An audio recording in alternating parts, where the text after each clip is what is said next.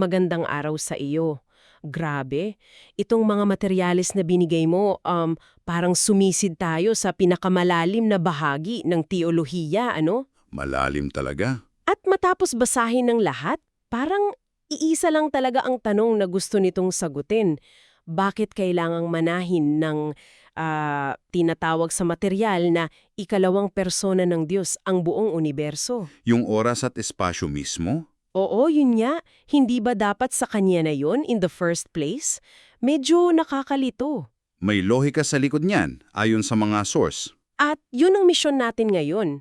Hindi lang isummarize, kundi himayin talaga. Himayin natin. Kasi mula sa mga sipi sa Pahayag, 1 Corinto at Juan, parang bubuo tayo ng isang napakalaking kwento. Isang cosmic plan, kumbaga. Tama. Tatalakayin natin yung papel ng unang persona, ng ikalawang persona, bakit kailangang likhaan ang oras at espasyo bilang hiwalay na konsepto, at ano ba talaga ang endgame. Ang pagpuksa sa kasalanan. At para makumpleto ang paglikha. Medyo mabigat, pero sige, simulan na natin. Game. Okay, so let's unpack this. Ang unang malaking ideya na lumabas sa materyales mo ay medyo radikal. Sinasabi rito na ang oras at espasyo, itong realidad natin, Hindi lang siya basta nandyan. oo, ito raw ay isang sadya at may layuning nilikha. At may dalawang pangunahing karakter dito. Yung unang persona at ikalawang persona. Yung unang persona ng Diyos na inilalarawan sa pahayag bilang siya na darating at siyang uupo sa malaking puting trono. Para sa huling paghuhukom. Eksakto. At yung konsepto ng paglikha sa oras at espasyo, yun talaga ang susi sa lahat. Hindi to background lang. Paano mo siya ilalarawan? Isipin mo na parang isang purpose-built arena o isang cosmic laboratorio. Okay. Ayon sa lohika ng mga source mo, ito'y isang espasyong nilikha para sa isang partikular na misyon, At yung mana, yung pagmana ng ikalawang persona. oo. Hindi lang siya basta naging may-ari, siya ang naging, punong abala sa misyon sa loob ng laboratoryong ito, si Hesukristo. At dyan na pumapasok yung tanong na bakit?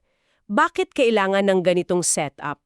Anong layunin, di ba? Oo, bakit kailangan may magmana pa? Ayon sa mga teksto, ang sagot ay napaka-espesifiko. Para puksanin ang kasalanan. Sa loob mismo ng oras at espasyo, Parang sinasabi na ang kasalanan ay isang kontaminasyon na kailangang i-quarantine. iyan ang tamang pagtingin dyan, isang quarantine zone. At para maggamot ang sakit, hindi pwedeng galing lang sa labas yung utos. Kailangan may pumasok sa loob. Kailangan may pumasok. Kaya ang pagmamana na ito ay hindi para sa kapangyarihan, ito ay pag-ako ng isang napakabigat na responsibilidad. Paglutas ng problema mula sa loob. Mula sa pinakasentro nito. Dito ngayon, nagiging mas komplikado pero mas malinaw ang kwento. Para may isa katuparan yung mission, sinasabi sa material na ginawa ng ikalawang persona ang isang dagay na halos, hindi mo maisip. Ang maging isang nilikha. Isang creature sa loob mismo ng minana niya. At dahil doon, pansamantala siyang nagpasakop. Sa unang persona. Ginamit mo yung analohiya kanina, parang isang hari na nagbihis mahirap. Oo, pero mas malalim pa doon. Hindi lang siya nagbihis mahirap. Para siyang hari na pumasok sa pinakadelikadong lugar sa kaharian niya para sugpuin ng rebeyon. Pero hindi sa pamamagitan ng dahas mula sa trono, kundi sa pamumuhay kasama nila. Para maintindihan at mabago sila mula sa loob. Exactly.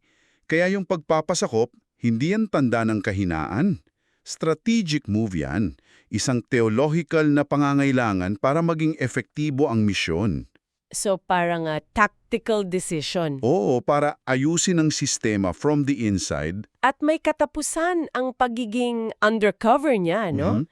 Sinasabi sa 1 Corinto 15 na pagkatapos niyang talunin ng lahat, Kasama ng kamatayan, pati kamatayan, oo, magkakaroon daw ng parang, turnover ceremony. isang grand turnover. Iaalay niya ang nakumpleto at nalinis ng oras at espasyo pabalik sa unang persona. Parang general na naguulat. Mission accomplished. Tama, pero may isang napakahalagang paglilinaw tungkol dito sa material mo. Ano yun? Na itong buong hierarchy na ito, Yung pagiging nilikha ng anak, yung pagpapasukop niya, ay isang pananaw lang sa loob ng oras at espasyo. So isang temporary arrangement lang. Functional at temporary, para lang sa layunin ng misyon.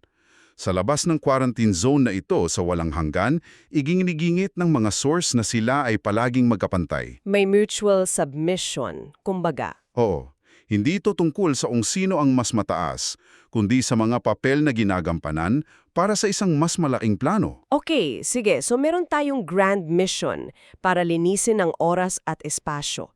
Pero paano? Ano yung cleaning agent? Dito na pumapasok yung bahagi na medyo nakakatakot. Ang banal na paghuhukom. Malinaw na sinabi sa Juan 5.22 na ipinasa raw ng Ama sa Anak ang lahat ng kapangyarihan sa paghatol. At hindi ito basta-bastang paghuhukom. Yung paglalarawan sa mga source mo, napakatindi. Gumagamit sila ng mga sipi mula sa mga awit, Mateo, 2 Tesalonica. Na nagpapakita ng galit ng Diyos. Oo, matinding galit laban sa kasalanan. Binabanggit yung instrumento ng kamatayan at yung hantungan, yung lawa ng apoy. Original na Korean text. Kasi sa konteksto ng teolohiya ng may akda, ang salitang bulmot ay may partikular na bigat na nawawala sa salin na lake of fire. Anong bigat yun? Ipinapahiwatig nito ang isang estado ng ganap na pagtatapos at paghiwalay. Hindi lang parusa kundi kumpletong pagkabura mula sa realidad ng nakumpletong paglikha. Wow! So yung paghuhukom, hindi lang siya parusa, kundi proseso ng pag-aalis ng lahat ng hindi nakasama sa final blueprint. Tiga, may isang punto dito na kailangan kong balikan kasi nakakagulat talaga.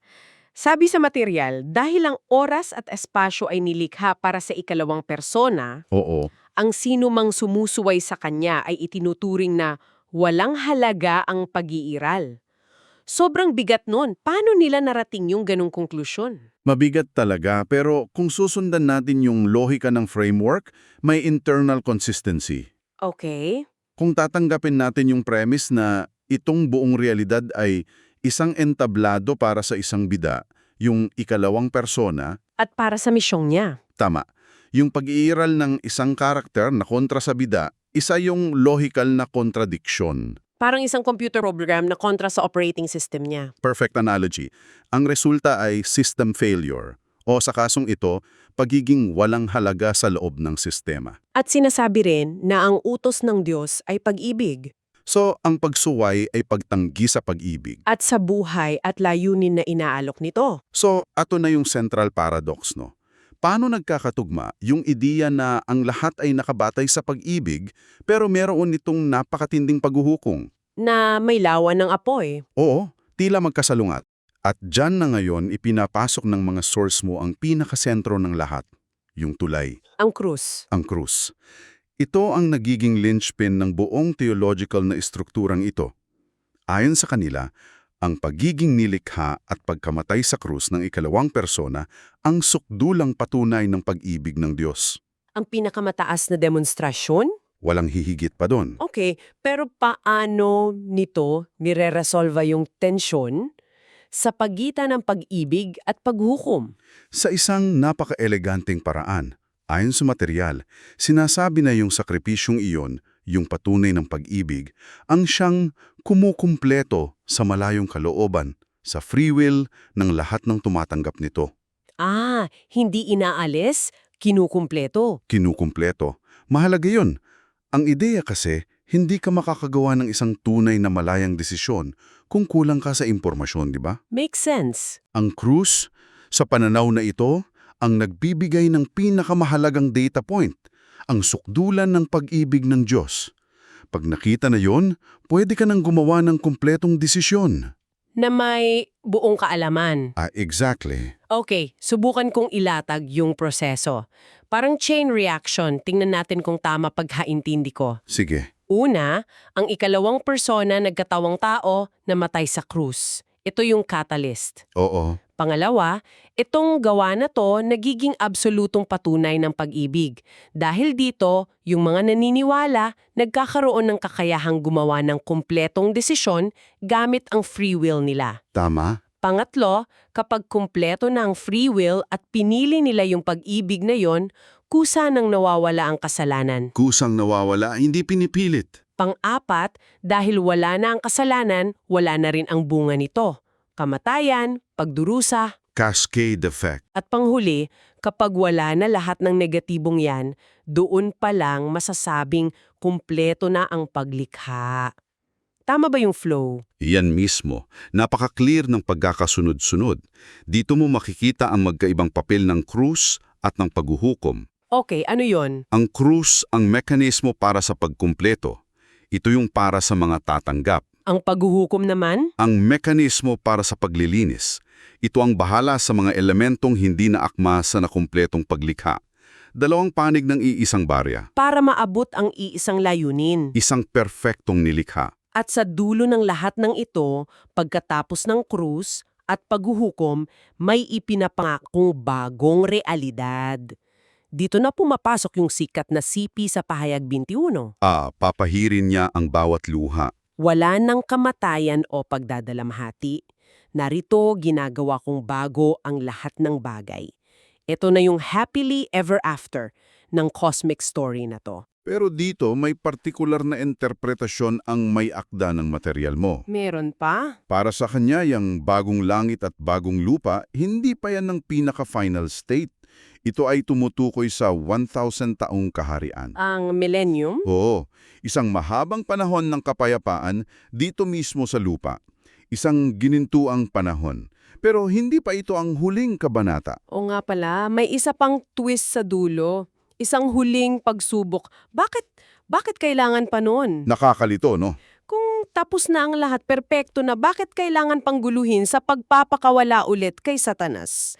Parang sinasadyang sirain yung kakakumpuni mo lang. Magandang tanong. Pero ayon sa lohika ng source mo, hindi na ito isang panganib.